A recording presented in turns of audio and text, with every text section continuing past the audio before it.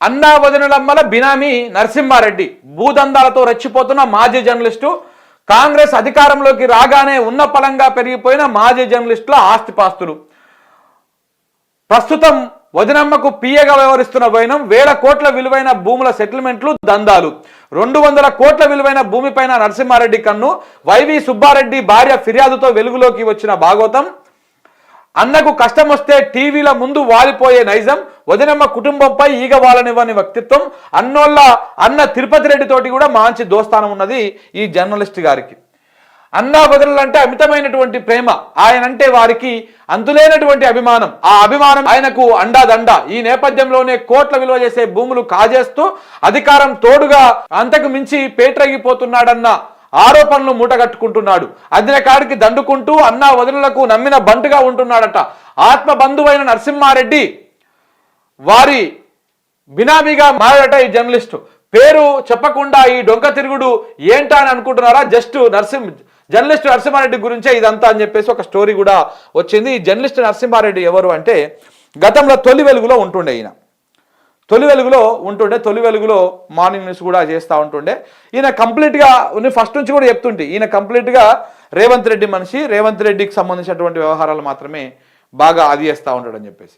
ఈయన రేవంత్ రెడ్డి మనిషి అని అధికారంలోకి వచ్చినాక మేము రేవంత్ రెడ్డి కోసం కష్టపడ్డాము, మేము ఆయన కష్టాల్లో ఉన్నప్పుడు, ఆయన పార్టీ కష్టాల్లో ఉన్నప్పుడు కష్టపడ్డామని చెప్పేసి ఈయన నోటితో నేనే చెప్పుకున్నాడు.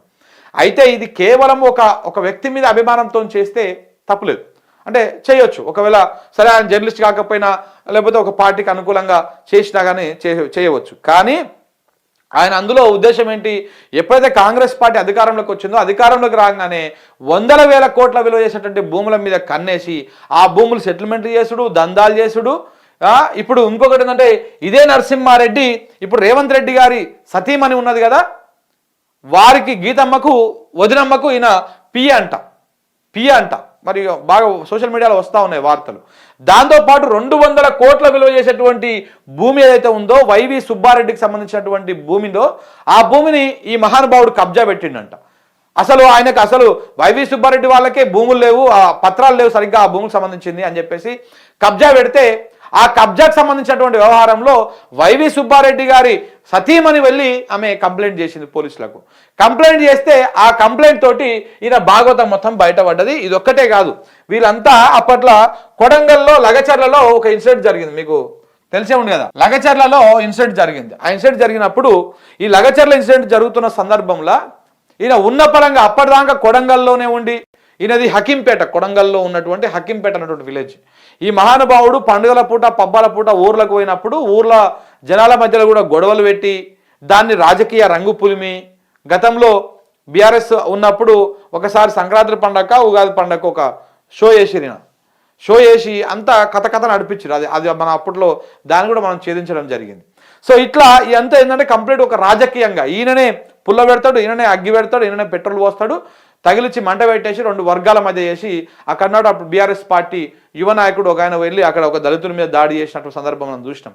సో ఈ అన్నిటికీ ఆర్జుడు ఈ మహానుభావుడే అనమాట. అంటే పొయ్యి ఎవరో ఒకరిని రెచ్చగొట్టిపించి వాళ్ళకి తాగిపిచ్చి తినిపించి ఆ గ్రూపులలో అడదిడ్డంగా మాట్లాడిపించి ఆ గొడవకు పురిగొల్పి దాన్ని వీడియోలు చేసి దాన్ని మళ్ళా ఇదే తొలి వెలుగు ఛానల్లో కూర్చొని రకరకాలుగా వార్తలు చెప్పి దాన్ని ఒక రాజకీయంగా మలుపు తిప్పేటువంటి ప్రయత్నం, ఇట్లాంటి చిల్లర ప్రయత్నాలు చాలా చేస్తుండే.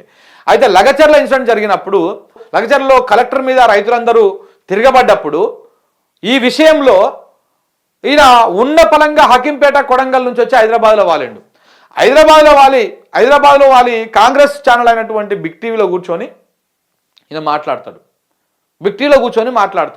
ఏమని? కేసీఆర్ ఇదంతా చేయించిండు, 2 కోట్లు సుఫారీ ఇచ్చిండు కలెక్టర్ మీద ఇది ఏమని, ఇవన్నీ చేయించేది నడిపించేది మొత్తం కేసీఆర్ అని చెప్పేసి ఈ మహానుభావుడు వచ్చి మీడియా ఛానళ్ళలో కూర్చొని మాట్లాడిండు. ఇదంతా అయిపోయినాక మళ్ళా కొన్ని యూట్యూబ్ ఛానళ్ళు, కొన్ని మీడియా ఇదంతా దేనికోసము? రేవంత్ రెడ్డికి డ్యామేజ్ అవుతా ఉంది, కవర్ చేయడం కోసం. సో అందుకే నమ్మిన బంటు లెక్క ఉంటూ ఇట్లా భూదందాలు, సెటిల్మెంట్లు ఇవన్నీ చేస్తాం. అన్నకు ఆపద వచ్చింది అనుకో ఇట్లా మీడియా జర్నలిస్ట్ లెక్క అవతారం ఎత్తేసి వచ్చి మీడియా ఛానల్లో కూర్చొని మాట్లాడుతూ ఉంటాడు. ఇక అంత సజావుగా ఉందనుకో అక్కడ హకీంపేటలో కూర్చొని మొత్తం ఇప్పుడు ఈయనకు కొన్ని కోట్ల విలువైనటువంటి విల్లాలు, భూములు ఇట్లా పెరిగిపోయినాయి. సంవత్సర కాలంలోనే ఇట్లా అమాంతం ఎదిగిపోయిన ఒక దెబ్బకే. మరి ఏ జర్నలిస్ట్కి అంతా అదవుతుంది? మనం చిన్నకి యూట్యూబ్ ఛానల్ నడుపుతందుకే మనకు 1,00,000 ప్రాబ్లమ్స్ వస్తూ ఉంటాయి, నెలనాడు ఇదెట్లా రా అదెట్లా రా అనేటువంటి ప్రాబ్లం అవుతూ ఉంటుంది. కానీ వీళ్లకు ఇన్ని వందల కోట్ల రూపాయలు ఏడుకెళ్ళి వస్తూ ఉన్నాయి, ఎట్టెట్టు వస్తూ ఉన్నాయి, ఏడంగా వస్తూ ఉన్నాయి అనేది మీరే మీ ఊహకే వదిలేస్తూ ఉన్నాం.